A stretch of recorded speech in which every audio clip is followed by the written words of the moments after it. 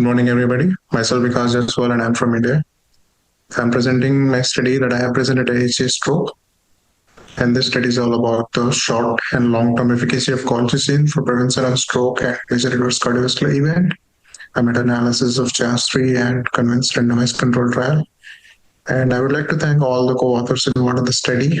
And we don't have any conflict of interest related to the study or the video platform that we are getting an opportunity to record or any financial disclosure to disclose. So, as we know, inflammation play a critical role in atherosclerotic cardiovascular disease, and the role of anti-inflammatory medications in patients with CVD has been a matter of intense investigation. Colchicine is a commonly used anti-inflammatory agent that has been effectively used in the treatment of gout disease and family Mediterranean fever. Colchicine has known to reduce the major adverse cardiovascular event and stroke among patients with coronary artery disease. However, its efficacy with short and long-term use and the risk of stroke has not been well studied till date with all the available randomized controlled trials. Hence, we sought to evaluate the short and long-term efficacy of colchicine for prevention of stroke and major adverse cardiovascular event. Now we're going to the results, methodology sections. In this, we taken a study till 20 July 2024, and the inclusion criteria was adult more than 18 years of age, randomized controlled trial, studies with two arm and one with colchicine and another with placebo as an control group with and having a desired outcome of a stroke and adverse cardiovascular event. And exclusion criteria was studies with less than 18 years of patients or performed an animal case report or less no desired outcomes.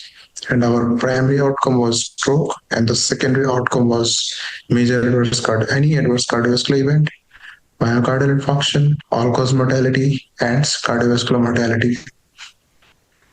Now, the statistical analysis, we performed a conventional meta-analysis for primary and secondary outcome and adopted the DER7 layered random effect model for the study variants. Outcome were reported as pooled odds ratio and their corresponding 95% confidence interval. A statistical analysis were made if the 95% confidence interval does not cross numeric value of 1 and the total p-value less than 0.05 was considered as statistical significant. Now we come into the results section. A total of 16 randomized control trial, and of which 24,067 patients were included in our analysis, of which 12,538 patients in colchicine and 12,429 in control group were included. The mean age of the patients among colchicine and placebo group was comparable. The most common comorbidity among colchicine and placebo group was diabetes mellitus with nearly 50% in both the groups and hypertension of 50% each almost. Now the results, we will be coming to it. The pooled analysis of primary outcome shows that colchicine with longer follow-up, means more than 6 months, significantly reduced the risk of stroke by 39%. However, colchicine with shorter follow-up duration shows comparable risk of stroke compared with placebo.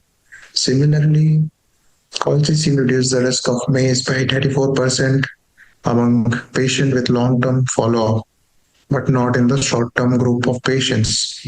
However, the risk of cardiovascular mortality at long-term follow-up and short-term follow-up, and the risk of all-cause mortality at long-term follow-up and short-term follow-up was comparable between colchicine and placebo group. And this is the table summarizing all studies with colchicine and placebo. Now we're going to the next slide. And this is all the forest plot included in the video. We can see all the outcomes from stroke to MACE at the more than 6 months and less than 6 month efficacy of colchicine among patients with CVD or stroke. Now we're moving to the next slide, and the conclusion of the study is these findings suggest that colchicine reduced the risk of stroke and MACE at long-term follow-up more than 6 months, but not among patients with shorter follow-up duration. These key findings for the first time shows colchicine can be more effective if used for longer duration among high-risk patients. Thank you, everyone.